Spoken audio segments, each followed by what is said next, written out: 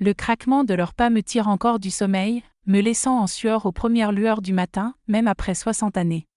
Mon père traînait son pied gauche sur le parquet comme on gratte une allumette, annonçant l'enfer imminent, tandis que mon frère enfonçait le droit comme un marteau frappant un cercueil. Je frissonne encore quand j'y repense.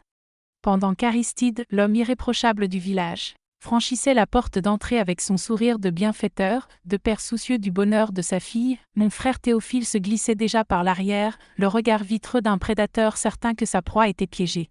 Personne ne croirait. Personne n'interviendrait. Personne ne sauverait. Et ce qui me ronge toujours, c'est ce silence complice qu'ils partageaient au banquet de ma peur. Jamais ils n'en parlaient, mais c'était comme s'ils avaient signé un pacte secret et monstrueux.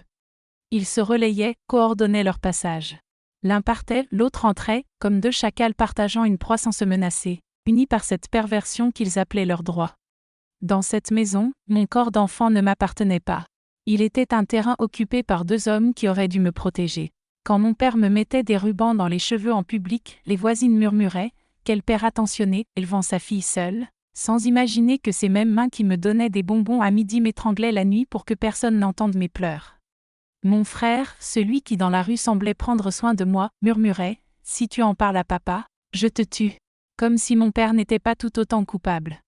Parfois, je me demande ce qui me faisait le plus mal, les abus eux-mêmes ou le fait de savoir qu'ils étaient conscients l'un de l'autre et restaient immobiles, transformant la maison de ma grand-mère en cachot à deux portes, en abattoir à deux bouchées, en hôtel où j'étais sacrifiée chaque jour sur l'autel de la perversion que personne n'osait dénoncer. Je m'appelle Zélie Agathe Chollier. Aujourd'hui, j'ai des années au compteur et je possède 3 chambres d'hôtes ici, à Giverny, en Normandie.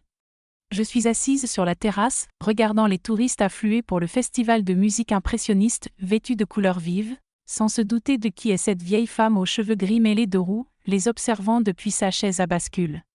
Si l'un d'eux regardait de près, il apercevrait une fine cicatrice à la base de mon cou. Souvenir du jour où j'ai failli quitter ce monde en tentant de me libérer de ce qui grandissait dans mon ventre, sans savoir si cela venait de mon père ou de mon frère. Alors que j'observe ces visiteurs, je me demande si parmi vous qui m'écoutez, certains viennent de Giverny ou des villages alentours. Avez-vous déjà passé devant mes chambres d'hôtes aux volets bleus sans imaginer l'histoire qui se cache derrière ces murs fleuris? Partagez votre nom et votre lieu dans les commentaires. Je veux pouvoir imaginer les visages derrière cette histoire que je n'ai jamais racontée ici à personne. Ce que vous allez entendre, c'est le récit d'une fillette qui a compris qu'avoir 2 portes dans une maison ne signifie pas avoir 2 issues. Parfois, cela veut dire 2 voies différentes par lesquelles l'horreur peut s'introduire. Le pire n'était pas la douleur que le corps finit par supporter avec le temps. Le pire, c'était de savoir que dehors, la vie continuait comme si de rien n'était. La cloche de l'église battait les heures, les voisines discutaient sur le trottoir, la radio passait Jacques Brel, et personne, absolument personne, ne voyait ce qui se jouait derrière ces murs. J'étais la fille d'Aristide, le commerçant respecté qui vendait un peu de tout dans l'épicerie du village.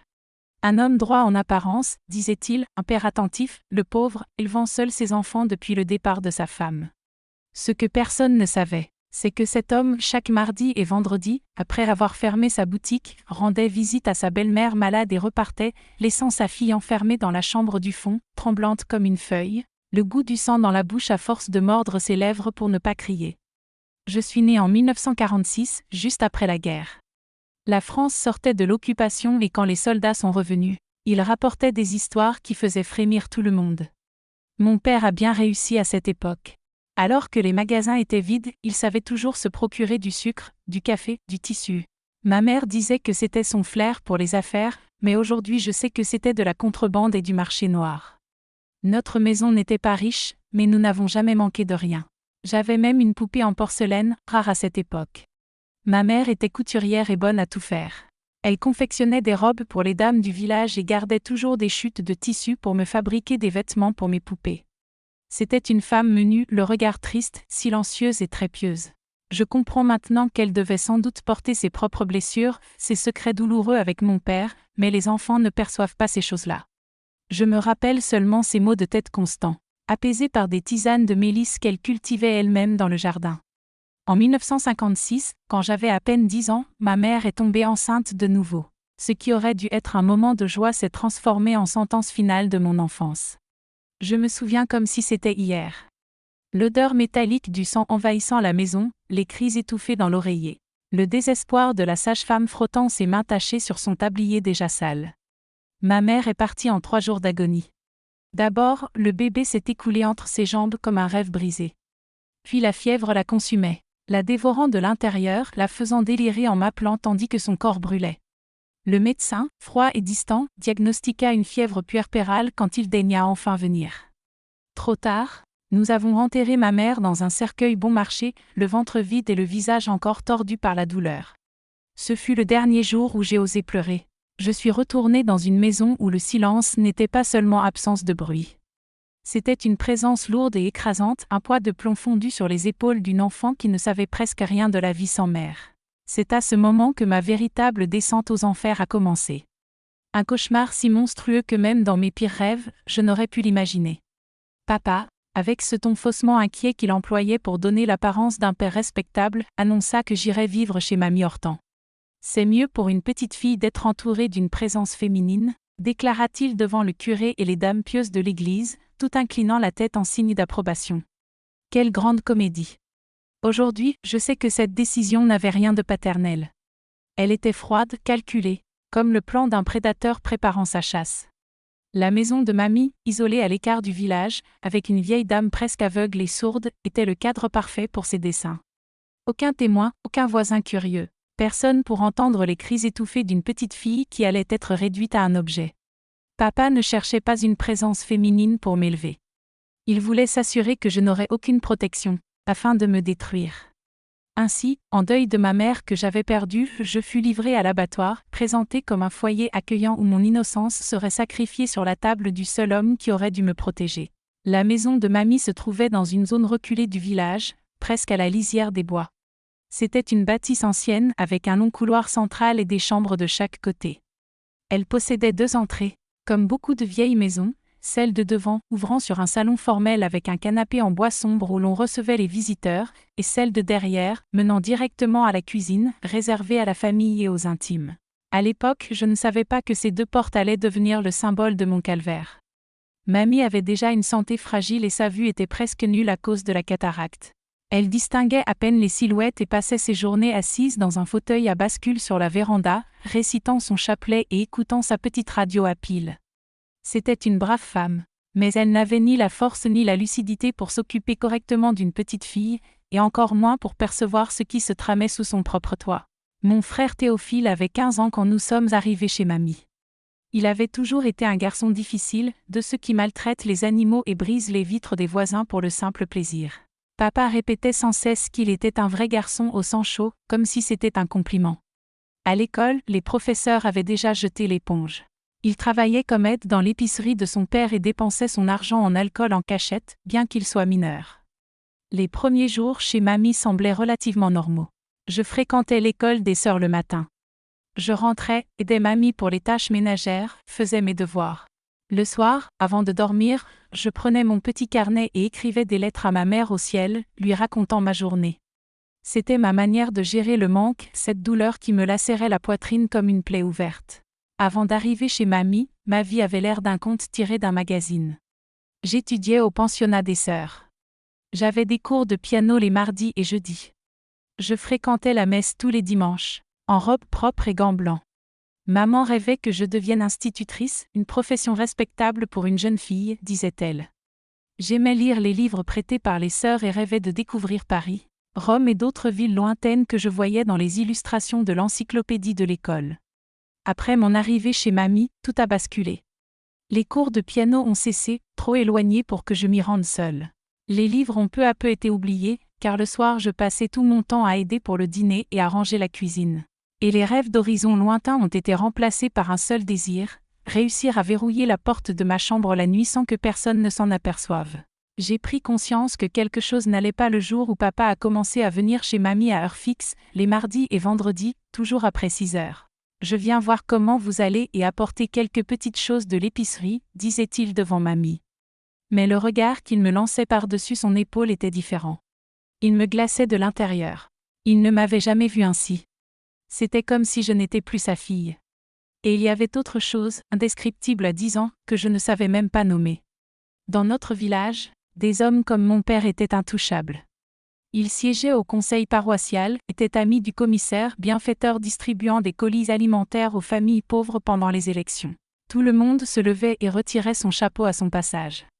Les filles, surtout, étaient éduquées dès leur plus jeune âge à respecter et obéir sans poser de questions. « Ton père ne veut que ton bien », répétaient sans cesse les dames de la paroisse. Si elles avaient su. C'était un mardi étouffant de novembre que cela est arrivé pour la première fois. Mamie avait pris son somnifère, fatiguée par ses douleurs articulaires.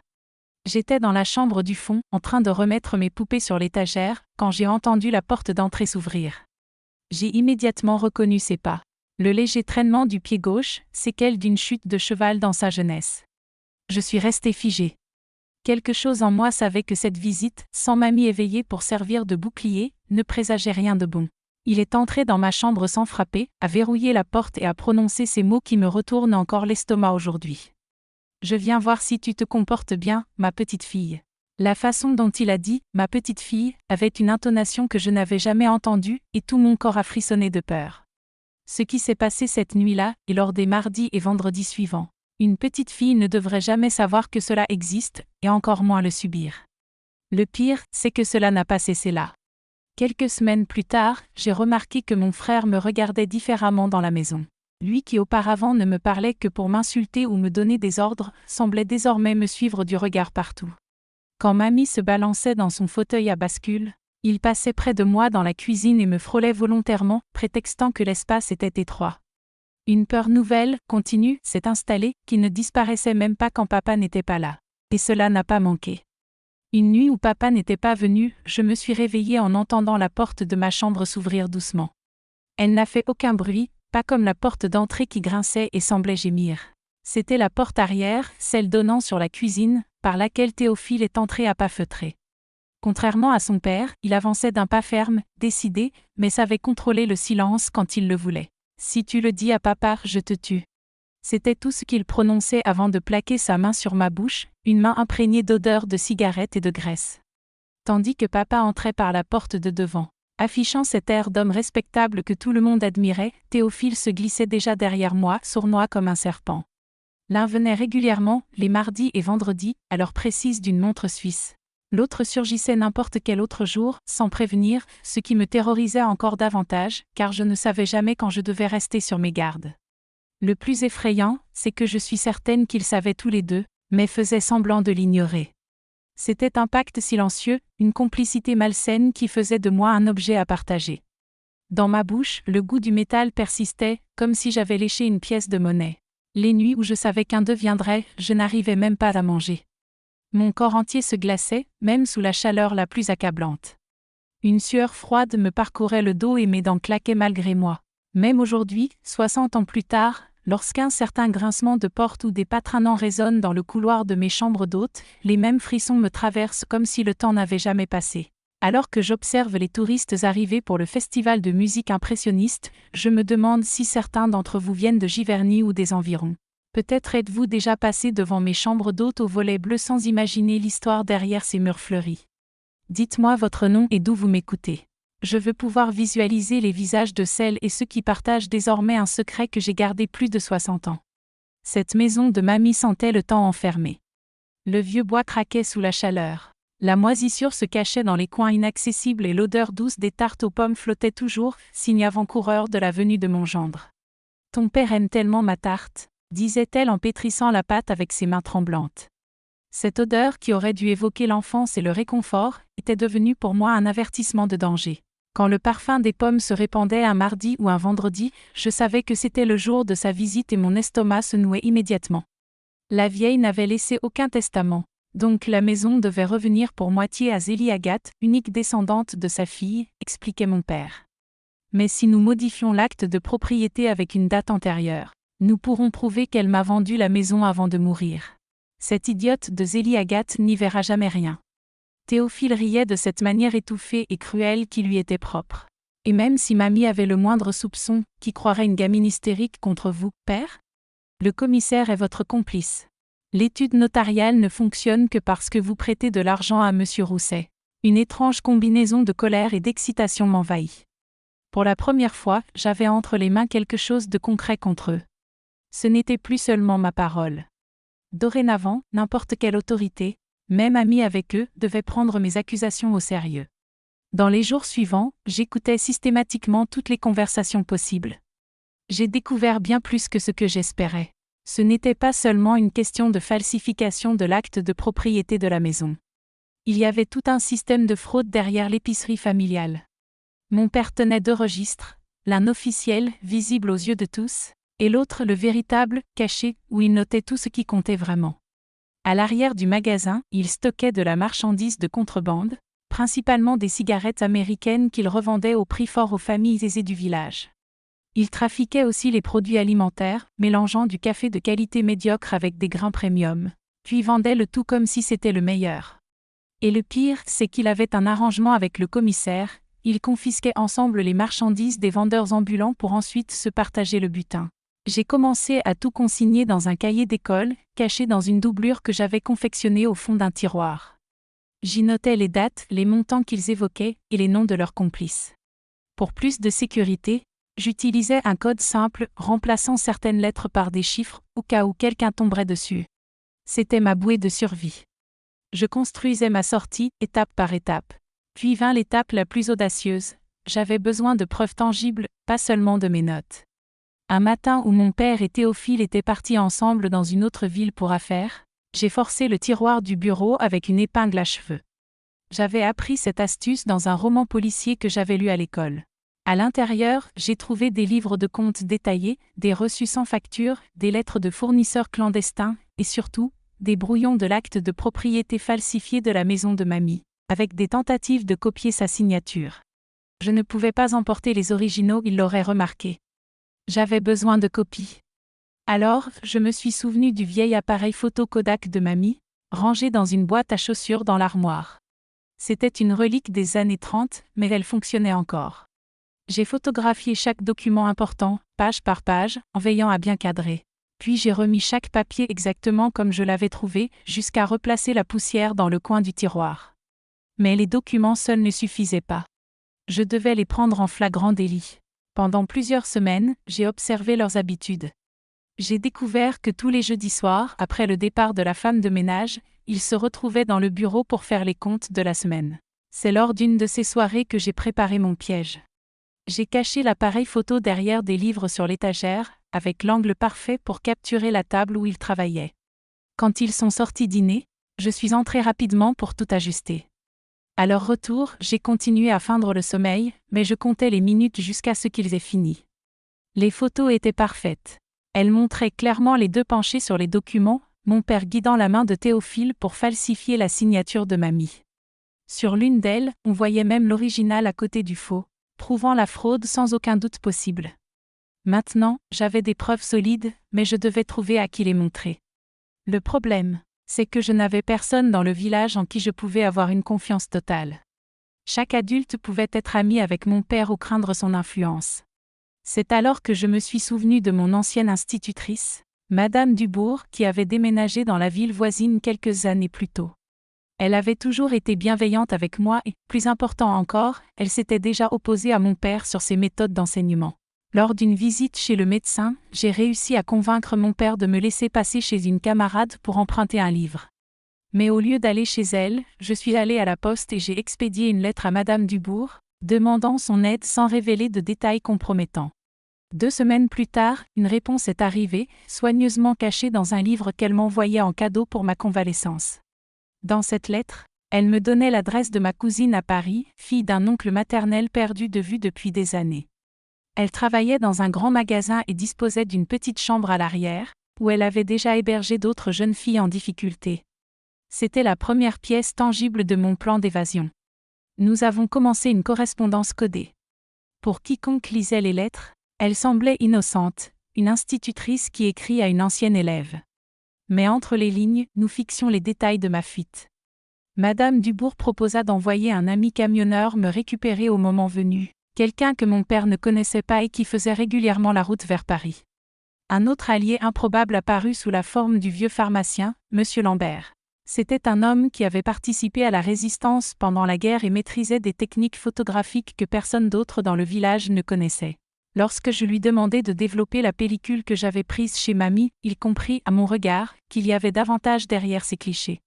Un jour, seul dans la pharmacie, il me regarda avec sérieux et dit « Votre grand-mère ne photographiait jamais des gens, seulement des documents intéressants. » J'ai compris qu'il avait vu le contenu du film, mais qu'il ne poserait aucune question. Au lieu de cela, il m'apprit à préserver les photographies pour qu'elles durent et me donna un tube métallique imperméable pour les conserver. Pendant que je tissais ce réseau minimal de soutien, je continuais à étudier mes bourreaux. Je notais leurs horaires, leurs routines, leurs contacts. J'ai calculé exactement combien d'argent il me faudrait pour survivre 6 mois à Paris sans travail, le temps estimé pour trouver un emploi et m'établir. En additionnant le loyer d'une chambre modeste, la nourriture de base et le transport, j'aboutis à 5 000 francs. Une petite fortune pour une jeune fille, mais une bagatelle pour quelqu'un qui trafiquait à grande échelle, comme mon père. J'ai également créé une identité partiellement modifiée. Je ne pouvais pas obtenir de faux papiers, mais je pouvais utiliser mon deuxième prénom, Agathe, jamais employé, et le nom de jeune fille de ma grand-mère, Lavigne, au lieu de Chaulier. Zélie Agathe Lavigne serait qui je deviendrais à Paris. J'ai pratiqué ma signature jusqu'à ce qu'elle paraisse naturelle, comme si j'avais toujours été cette personne. Après presque 6 mois de préparation, j'étais prête. J'ai choisi le jour de la confrontation avec soin, un vendredi où je savais que les deux seraient à la maison, mais sans la femme de ménage. Il fallait qu'ils soient ensemble pour que l'un ne puisse pas nier ce que l'autre avait fait. La bibliothèque était l'endroit idéal, la seule pièce avec 2 portes, l'une sur le hall d'entrée, l'autre sur le couloir arrière. Je pourrais bloquer stratégiquement les 2 sorties. J'ai attendu après le dîner, quand ils avaient déjà bu un peu, suffisamment pour les rendre moins vigilants, mais pas au point de prétendre plus tard qu'ils étaient ivres. Je suis entrée dans la bibliothèque où ils conversaient et j'ai verrouillé la porte du hall de l'intérieur, gardant la clé dans ma poche. Puis je me suis tenue devant l'autre porte, bloquant la sortie arrière. C'était la première fois depuis des années que je les regardais droit dans les yeux sans baisser le mien. Nous devons parler de l'acte de propriété falsifié de la maison de mamie, ai-je dit d'une voix ferme qui ne semblait pas la mienne. J'ai posé sur la table certaines des photos, pas toutes, jamais toutes. La réaction fut exactement celle que j'avais prévue. Mon père resta d'abord incrédule, puis tenta de minimiser. « Qu'est-ce que c'est que ces bêtises, petite ? Ce ne sont que des documents de famille, des choses que tu ne comprends pas, dit-il, ce ton condescendant qu'il réservait toujours à ceux qu'il voulait intimider. Toutes les familles ont leurs arrangements, leurs accords. Rien d'extraordinaire. » Théophile, lui, explosa immédiatement. Il se leva d'un bond, renversa sa chaise et s'avança vers moi, le poing levé. « Espèce de fouineuse, je vais t'apprendre à ne pas fouiller dans les affaires des autres. » Je ne reculais pas. Pas 1 millimètre. J'avais prévu ce moment. « Frappe-moi, et demain ces photos seront sur le bureau du procureur à Épernay, » dis-je calmement. J'ai des copies confiées à 3 personnes différentes, avec instruction de les remettre aux autorités si quelque chose m'arrive. C'était un bluff. Je n'avais confié les photos qu'à Madame Dubourg. Mais il n'avait aucun moyen de le savoir. J'ai vu la panique dans les yeux de Théophile. Il chercha des directives auprès de mon père, et là, j'ai compris la vérité sur leur dynamique. Mon frère jouait les durs, mais c'était un lâche dépendant de son père pour savoir comment réagir. Mon père, calculateur, changea de tactique sur le champ. Son sourire paternel apparut, celui qu'il utilisait pour manipuler. « Parlons comme des gens civilisés, ma petite. Que veux-tu avec tout ça ? De l'argent, une nouvelle robe ? Nous pouvons régler cela en famille. Pas besoin d'hostilité. Je veux exactement 5 000 francs en espèces aujourd'hui, répondis-je sans hésiter. Et je veux que tu m'emmènes à la gare d'Épernay demain matin sans poser de questions. De plus, je veux un document signé reconnaissant une dette envers moi, daté d'1 an à partir d'aujourd'hui, comme garantie que vous ne me poursuivrez pas. » Mon père rit faux, ce rire qu'il réservait à ceux qu'il pensait acculés. Et pourquoi ferais-je tout cela ? Quelques photos floues ne prouvent rien. Ta parole contre la mienne. Qui va croire ? Je souris à mon tour et sortis de ma poche une petite enveloppe que j'avais gardée pour ce moment précis. Ce ne sont pas les seules preuves que j'ai. Voici des photos de ton dépôt de marchandises de contrebande, et j'ai des registres détaillés de tes fraudes fiscales sur les 5 dernières années. Le commissaire peut être ton ami, mais le fisc, je doute. Un silence absolu suivit. Je les vis recalculer leur position. Théophile semblait sur le point de vomir. Mon père contrôlait son expression, mais un tic nerveux au sourcil droit trahissait son désespoir. « Comment as-tu obtenu tout cela ?» demanda-t-il enfin, presque en murmure. « De la même façon que vous avez pu utiliser mon corps pendant des années sans que personne ne le sache. » répondis-je avec un sang-froid que je ne savais posséder. En étant patiente, invisible quand il le fallait, et bien plus intelligente que vous ne l'avez jamais imaginé. Après presque une heure de négociations tendues, un accord fut conclu. Il me donnerait l'argent, caché dans le plafond du bureau, et m'emmènerait à la gare le lendemain. En échange, je lui remettrais la plupart des photos, n'en gardant que quelques-unes comme assurance. Le document de dette serait signé sur le champ devant moi. Quand je sortis de la bibliothèque, je n'étais plus la même personne qu'en y entrant. Pour la première fois depuis des années, je marchais dans la maison sans peur, la tête haute. Cette nuit-là, je dormis d'un sommeil profond, sans cauchemar, sachant que le lendemain commencerait ma vraie vie. Maintenant, je teste ceux qui m'écoutent.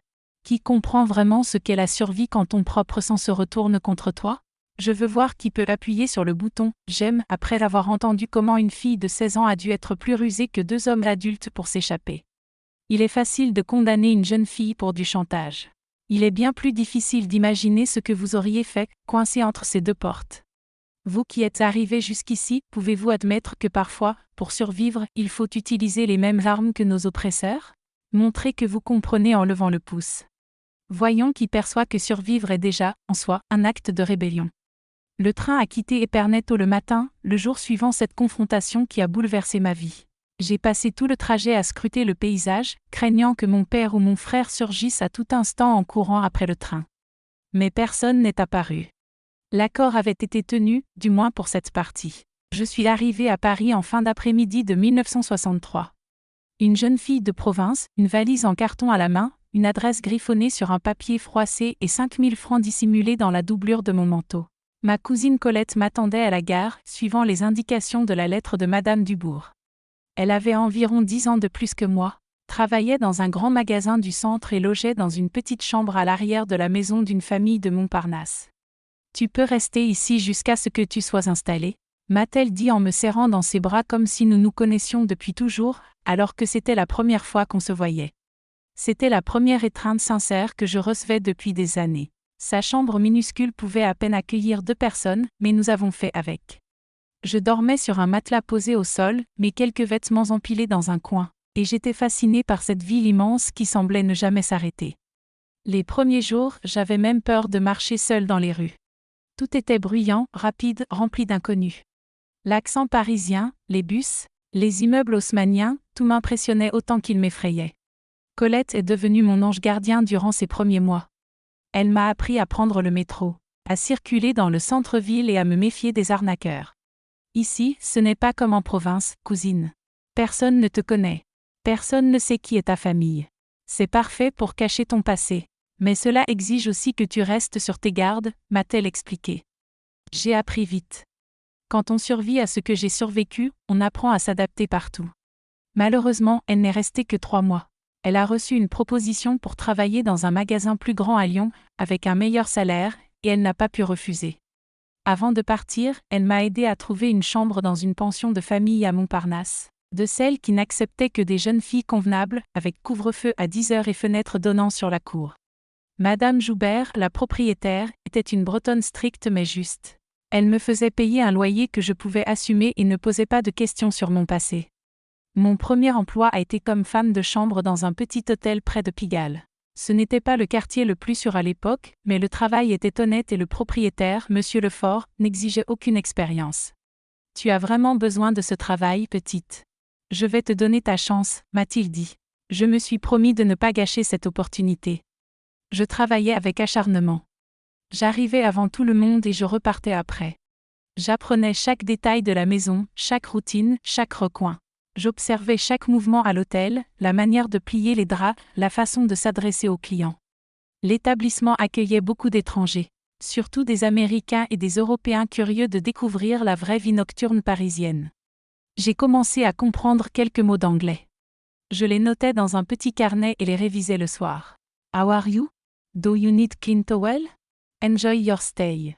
Chaque nouvelle phrase apprise était une petite victoire. Même en touchant un salaire, je continuais à économiser comme si j'étais encore en fuite. Je ne dépensais jamais un sou au-delà du strict nécessaire. Je prenais le petit déjeuner fourni par la pension. Je préparais moi-même mon casse-croûte pour le travail, souvent un morceau de pain avec du beurre et un café. Chaque centime partait dans une boîte de conserve que je cachais sous mon matelas, rejoignant l'argent du chantage que je gérais comme s'il allait disparaître du jour au lendemain. Petit à petit, j'ai forgé une nouvelle identité. Ce n'était pas seulement le nom, Zélie Agathe Lavigne, au lieu de Zélie Agathe Chavelier. Tout en moi commençait à changer. Je me suis coupé les cheveux courts, adoptant un style moderne, loin des tresses de mon enfance.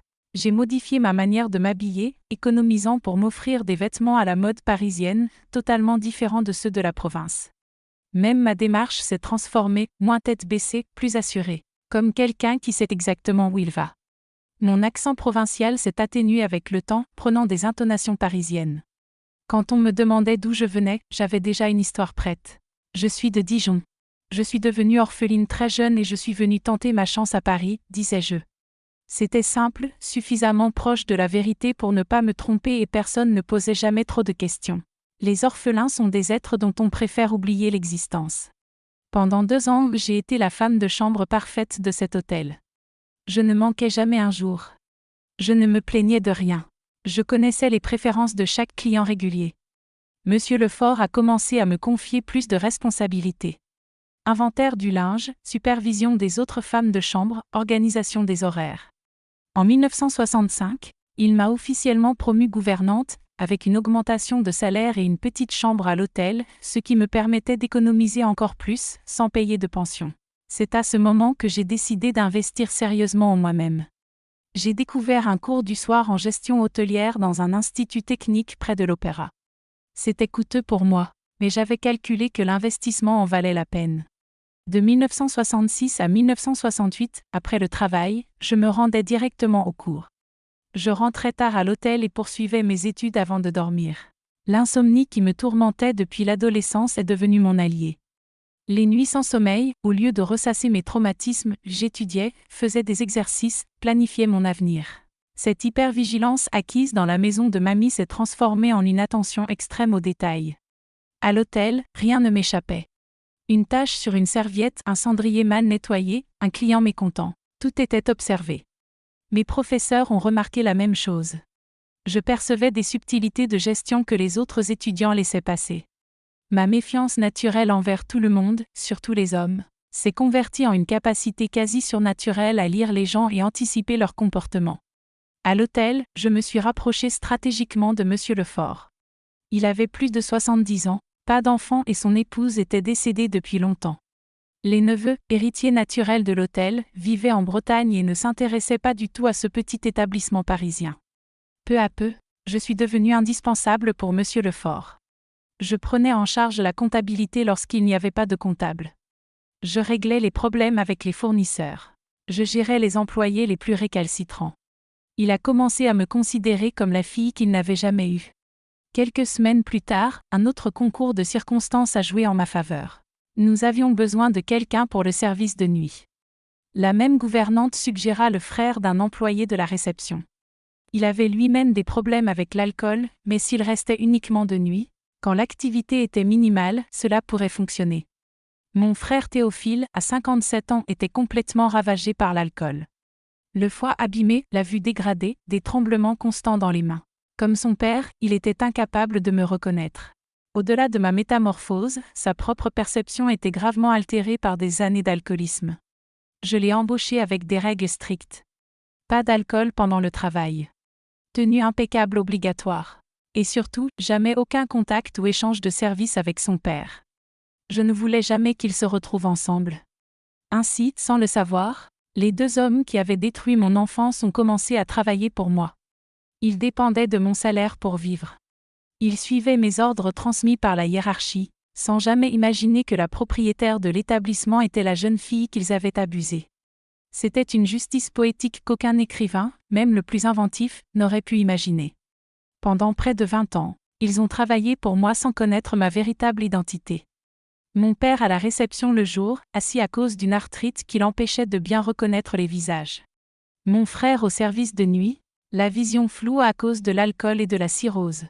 Certains pourraient juger cruel de garder mes abuseurs sous mon toit toutes ces années. D'autres y verraient la beauté d'une justice silencieuse, les avoir rendus dépendants de moi pour survivre. Et vous, qu'auriez-vous fait à ma place ? Auriez-vous révélé qui vous étiez ? Auriez-vous dénoncé vos agresseurs une fois en sécurité? Ou auriez-vous agi comme moi, les maintenant sous votre contrôle discret, pour qu'ils subissent des conséquences sans comprendre exactement pourquoi?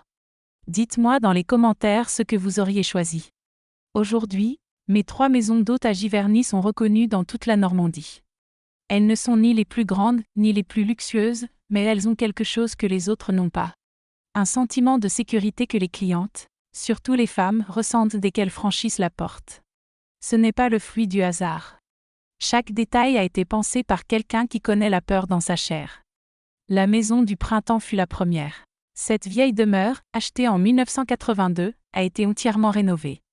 Puis 20 ans plus tard, la Maison des Mélodies, une bâtisse à 2 étages dans le centre, près de la place où se tiennent les concerts du festival. Enfin, la Maison du Jardin, un peu plus éloignée, avec plus de verdure et d'espace, différente par sa taille et son style, mais identique sur l'essentiel. L'architecture est pensée pour la sécurité, déguisée en confort. Toutes les chambres de mes maisons d'hôtes possèdent 2 portes. C'est même mis en avant dans le matériel promotionnel, un système exclusif de double accès pour le confort et la tranquillité des clientes. Les clients croient que c'est simplement le charme des vieilles demeures régionales. Ils ne se rendent pas compte que chaque porte ouvre sur un couloir différent, offrant toujours une sortie alternative. Les serrures sont solides, mais discrètes, loin de ces verrous massifs qui rendent les gens nerveux. L'éclairage est généreux, aucun couloir sombre, aucun recoin plongé dans l'ombre. Des lumières automatiques s'allument grâce à des détecteurs de mouvement la nuit. Ces détails sont devenus ma signature. Des architectes m'ont déjà interrogé sur ce style unique de conception hôtelière à la Delia Agathe. S'ils savaient que chaque choix est né de la peur d'une petite fille enfermée, que les 2 portes signifiaient autrefois 2 voies pour l'horreur, ils comprendraient le sens derrière chaque décision. Aujourd'hui, elles symbolisent le choix, la liberté, une issue même quand tout semble bloqué. C'est comme si je disais à chaque client qu'il existe toujours une échappatoire. La transformation ne s'arrête pas à l'architecture. Sur les murs, les peintures sombres et les portraits oppressants qui décoraient la maison de mamie ont été remplacés par des œuvres lumineuses d'artistes locaux, principalement des femmes. Les meubles sont légers, faciles à déplacer pour créer des barrières si nécessaire. Les fenêtres sont équipées de rideaux qui préservent l'intimité, tout en laissant voir l'extérieur depuis l'intérieur. De petits détails que seul quelqu'un ayant traversé ce que j'ai vécu peut vraiment apprécier. J'ai reconstruit bien plus que des lieux, j'ai reconstruit ma vie. L'amitié avec Sylvie, ma directrice principale depuis plus de 20 ans, est un trésor que je n'aurais jamais cru possible. Elle est arrivée comme femme de chambre à la Maison du Printemps en 1985. J'ai vite compris qu'elle avait quelque chose de différent, attentive, perspicace, ce regard de quelqu'un qui porte ses propres histoires lourdes. Avec le temps, je lui ai confié des fragments de ma vérité. Jamais tout d'un coup, mais petit à petit lors de conversations nocturnes après le départ des clients. C'est Sylvie qui m'a présenté à Mathilde pendant le festival de musique impressionniste de 1986. Mathilde était et reste professeure de littérature à la Sorbonne. Chaque année, elle venait pour le festival avec un groupe d'étudiants. Nous avons commencé par discuter des livres qu'elle recommandait à ses élèves, puis de musique, puis de nos vies. Je n'aurais jamais cru pouvoir ressentir pour quelqu'un ce que je ressens pour elle. Ce n'est pas la passion intense des romans, mais quelque chose de plus calme et profond. Un refuge, un havre de repos pour une âme qui a passé trop de temps en alerte. Notre relation a duré 37 ans, discrète, comme il se doit pour 2 femmes de notre génération dans une petite ville. Mathilde garde son appartement à Paris, j'ai ma chambre dans la maison d'hôtes, mais nous passons la plupart du temps ensemble. Elle connaît presque tout de mon passé, sauf l'identité réelle des 2 plus anciens employés de la maison. Certaines vérités sont trop lourdes, même pour ceux que l'on aime. Au-delà de Sylvie et Mathilde, j'ai construit une sorte de famille parmi certaines employées au fil des années. Des femmes qui arrivaient brisées et qui trouvaient dans mes maisons d'hôtes non seulement un travail, mais un nouveau départ. Élise, qui fuyait un mari violent avec ses 2 enfants. Jeanne, qui avait tout perdu dans un incendie criminel après avoir dénoncé le harcèlement dans son ancien travail. Amina, venue du Maghreb pour échapper à un réseau d'exploitation. Je n'ai jamais eu besoin de raconter toute mon histoire pour qu'elle comprenne. Il y a une reconnaissance silencieuse entre ceux qui ont traversé l'horreur et en sont sortis vivants. C'est peut-être mon héritage le plus précieux, bien qu'invisible pour la plupart. Depuis le début, j'ai mis en place un système informel d'embauche privilégié pour les femmes venant de situations abusives.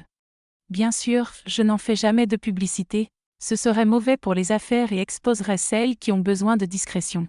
Mais les assistantes sociales de la région savent qu'elles peuvent me contacter lorsqu'elles ont besoin d'une place urgente pour qu'une femme reprenne pied. De la même manière, j'applique une politique non officielle de réduction pour les femmes voyageant seules. Officiellement, ce sont des promotions saisonnières ou des forfaits spéciaux. En réalité, c'est ma manière de m'assurer que les femmes puissent accéder à un hébergement sûr, surtout les plus jeunes avec un budget limité. Je reste convaincue qu'une nuit passée dans un lieu sécurisé peut suffire à éviter un retour dans le danger et offrir le temps de trouver une issue. Avec le temps, d'autres entrepreneurs du village ont commencé à adopter des pratiques similaires. Nous n'en parlons jamais ouvertement. C'est un réseau informel de soutien qui s'est construit naturellement. La pharmacienne qui garde un stock de contraceptifs d'urgence sans poser de questions. La propriétaire de restaurant qui offre des repas aux femmes en situation de risque. La chauffeuse de taxi qui fait des courses gratuites jusqu'au commissariat ou à l'hôpital quand c'est nécessaire. De petits gestes qui, ensemble, ont transformé Giverny en un lieu plus sûr que le village où j'ai grandi. Même après des décennies de succès et de stabilité, certaines habitudes ne m'ont jamais quitté. Chaque soir, sans exception, je fais ma ronde personnelle dans toutes les maisons d'hôtes, m'assurant que portes et fenêtres sont bien verrouillées. Les employés savent que c'est un rituel sacré et n'essaient plus de m'en dissuader. Madame Zélie Agathe et ses clés, plaisante-t-il, en parlant du trousseau que je garde toujours attaché à une chaîne d'argent autour du poignet. Je tiens des dossiers détaillés sur tous ceux qui travaillent pour moi, pas seulement les informations officielles, mais aussi des notes personnelles sur les comportements, habitudes et petites incohérences que je remarque. Sylvie dit parfois que je ressemble à une détective privée, mais elle comprend que c'est ma manière de me sentir en sécurité. Je ne confie jamais une fonction à quelqu'un sans avoir mené une enquête minutieuse sur ses antécédents, même pour des missions temporaires ou de faibles responsabilités. Jusqu'à aujourd'hui, je ne supporte pas de rester seule dans un espace clos avec des hommes que je ne connais pas bien. Toutes mes réunions professionnelles se tiennent dans des lieux ouverts ou avec la porte laissée entrouverte et une autre personne présente. Je préfère souvent observer à distance, utilisant des miroirs judicieusement placés dans les espaces communs des maisons d'hôtes pour surveiller les allées et venues sans être repérés. Les employés pensent que c'est simplement une précaution professionnelle et c'est vrai, mais ses racines plongent dans quelque chose de bien plus profond qu'ils ne l'imaginent. La manière dont je gère la présence de mon père et de mon frère dans les maisons est un exercice quotidien de maîtrise de soi. Je ne leur adresse jamais directement la parole. Toutes les instructions passent par Sylvie ou d'autres responsables. Elles sont transmises sous forme de notes standardisées, identiques pour tous les employés. Lorsque je dois les surveiller, j'utilise des miroirs et des caméras discrètes installées dans les zones de travail.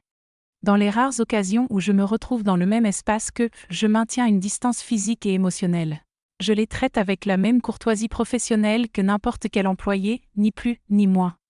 Les années ont été dures avec eux, ce qui rend ma vengeance silencieuse encore plus complète. Mon père, âgé maintenant de 103 ans, est presque totalement dépendant. Il y a 5 ans, il a dû quitter son poste à la réception. L'arthrite l'empêche à peine de tenir un stylo et la cataracte l'a presque rendu aveugle. Je l'ai néanmoins gardé sur la liste du personnel en tant que consultant senior, un titre vide qui préserve un reste de dignité alors qu'il dépend entièrement de moi. Mon frère, à 84 ans, est dans un état encore plus critique. La cirrhose a fait son œuvre après des décennies d'alcoolisme. Tremblements constants, épisodes de confusion, peau jaunâtre et yeux troubles. Il a pu travailler de nuit jusqu'à 80 ans, plus par obstination que par réelle capacité. Aujourd'hui, il est également retiré de ses fonctions, mais reste sur la liste en tant que gardien de nuit honoraire. Une fiction administrative que je maintiens pour des raisons que même Sylvie ne comprend pas entièrement. Tous deux vivent dans des chambres séparées dans la zone de service de la maison du printemps. Des espaces propres et dignes, avec soins médicaux réguliers financés de ma poche. Ils reçoivent 3 repas par jour, leurs médicaments à l'heure et un bain quotidien prodigué par des professionnels. Ils jouissent d'un confort supérieur à celui de la plupart des personnes âgées abandonnées dans ce pays. Mais ils vivent séparés l'un de l'autre. Mon père est installé dans la chambre côté est, mon frère dans celle côté ouest, avec des horaires différents, même pour les repas. Cette séparation fait partie de ma justice silencieuse, transformant leur complicité passée en isolement mutuel. Il est surprenant qu'ils ne me reconnaissent jamais, mais il y a plusieurs raisons à cela. La détérioration cognitive de chacun est notable. Mon père a été diagnostiqué Alzheimer il y a 10 ans et mon frère souffre d'encéphalopathie hépatique due à la cirrhose. Mais même avant ces maladies, la transformation physique que j'ai subie au fil des années était radicale. La chirurgie du nez après l'accident avait profondément modifié mon visage.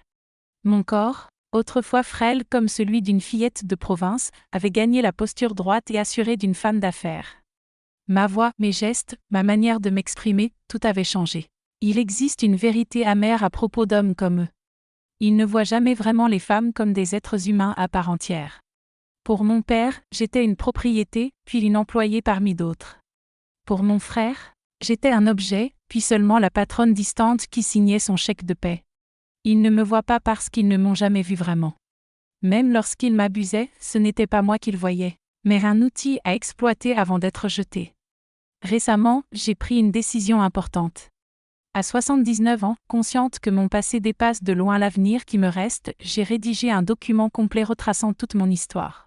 Il révèle la véritable identité de Zélie Agathe Lavigne et, surtout, l'identité exacte des 2 personnes âgées qui vivent à l'arrière de la maison du printemps. Ce document est conservé dans le coffre de mon avocat avec l'instruction de ne l'ouvrir qu'après ma mort. Ce n'est pas de la vengeance. Ils ne seront probablement plus là lorsqu'il sera ouvert. C'est un témoignage, un registre historique, une manière de s'assurer que ma vérité ne disparaîtra pas avec moi. Dans ce document, j'ai également laissé des directives pour transformer la maison du printemps après mon décès en un lieu exclusivement dédié aux femmes recommençant leur vie après des situations d'abus.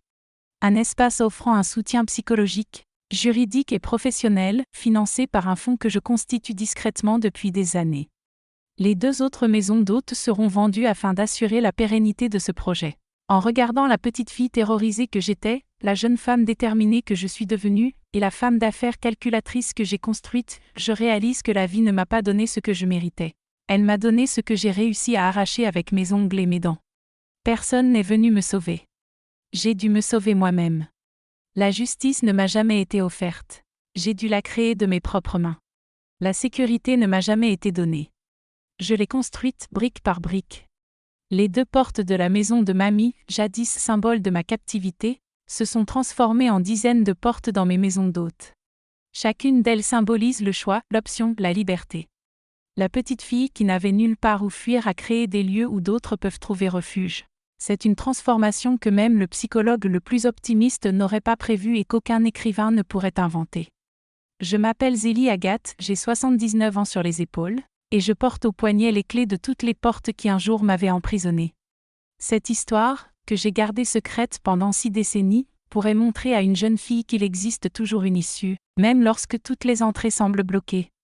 Le temps est un allié silencieux. Il transforme les victimes en survivantes et les survivantes en gagnantes.